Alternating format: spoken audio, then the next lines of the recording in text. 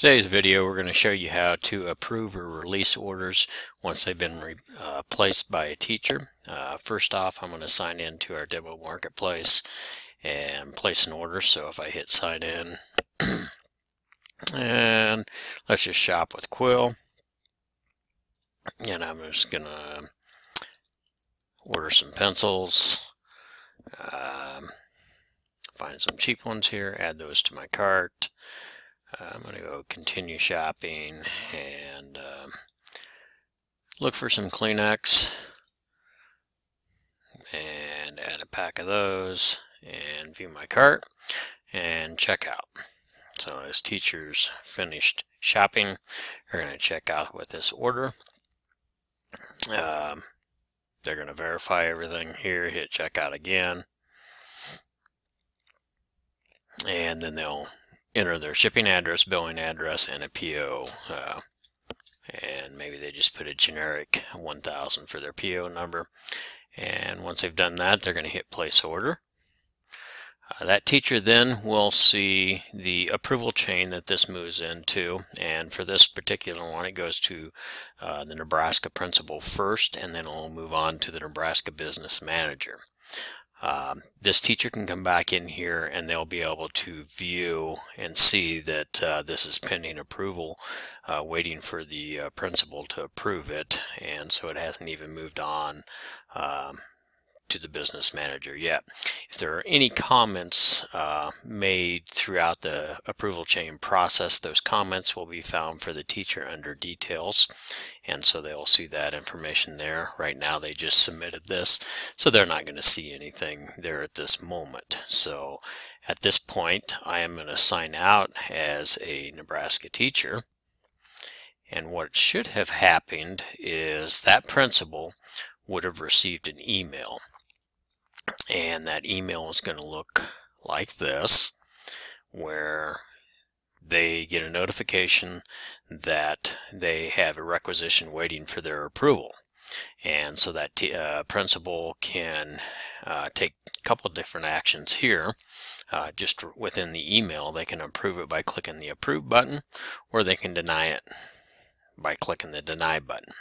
By clicking approve, they are not able to change any quantities within this order or anything. So if they want to change the quantity of these pencils, maybe they need a pack themselves, they would need to log into the marketplace and make those changes there, and then they could increase that order there. So rather than approving this or denying it here, I'm going to go ahead and view the requisition. By clicking that, it's going to ask me to log in. It's going to take me to the login page. At that point, if I log in as the Nebraska principal,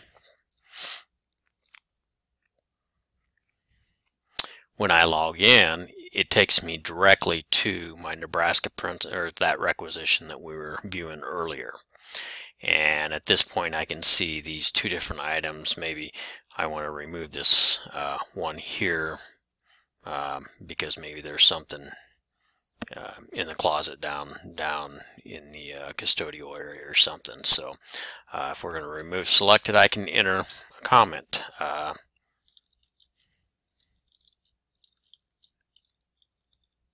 Custodial closet, and so this teacher will be able to see why I denied that or removed that item. So, and once I've done that, we've submitted that and it's removed it, and then I can approve this order at this. And there is a checkbox here. I don't want to continue the next requisition. If you're doing annual buy items, that would be very handy to leave that checked. So then you can just go through all the requisitions requiring approval. But I'm not going to do that at this point because I want to show you something else while we're here. So I hit approve. Everything looks good. I don't need to put a comment in there. If I updated something or denied it, I may want to put a comment in there, but no, on this one I'm not. So if I go back to the main marketplace homepage by clicking on the logo in the upper left hand corner, down the right side I can this caret here, annual buy updates, I can close that out. But I can see a list then of requisitions needing to be approved. And so if there are any that need to be approved, they're going to be listed here. Otherwise, you're not even going to see this menu item. So if I go into this Nebraska teacher, which is the one that we just placed, where we had the pencils and the Kleenexes, you're able to then approve these or anything. One of the things I can do here, I can change the shipping address if I want to. So if I don't want to go to this, what is it, test shipping address 2, I want it to go to test address 4 instead, I can change that address and make that edit. Maybe I don't want it to go to the elementary because it's summertime and I know there's not going to be anybody there. I want it to go to the district office. So as an approver, we can make those changes. Also, we can make a change to the PO number. So I can edit that PO number and say, no, our PO numbers are 99006 right now. And so then at that point, I've made that edit. I can hit approve and approve again. And so at that point, it has made those changes.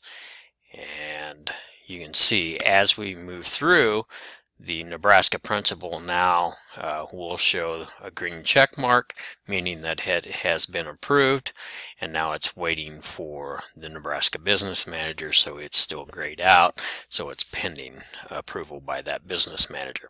Now what it did, once I submitted this and approved it as a principal, it sent an email to this business manager telling them that they have a requisition now waiting for their approval.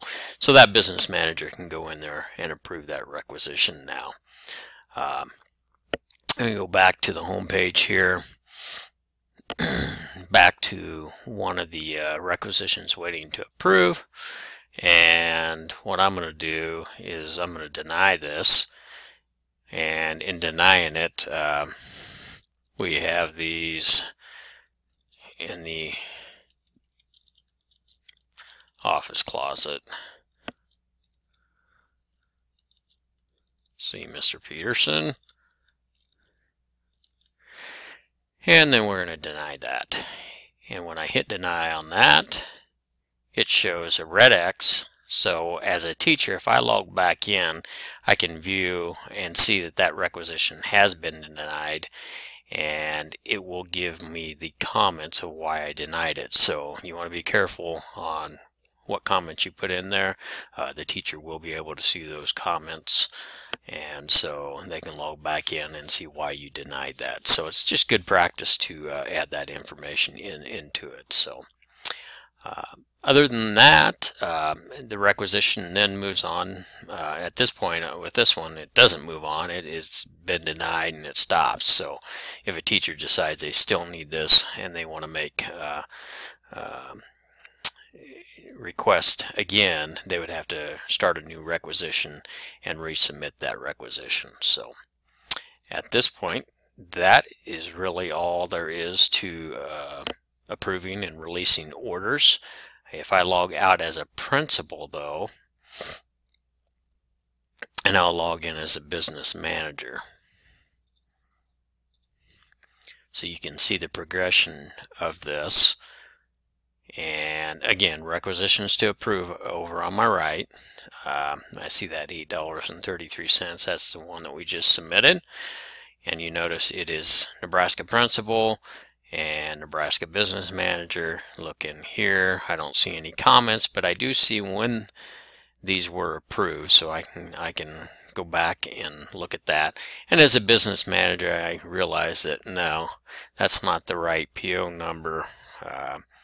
They're 99006 is what we're using, and so we can make that save in place later, or which is not really the best practice because then it's a little harder to find. But then I can approve this at this point.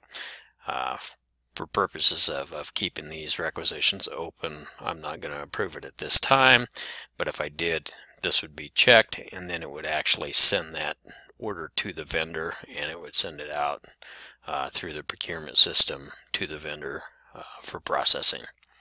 That will conclude today's recording of how to approve and release orders.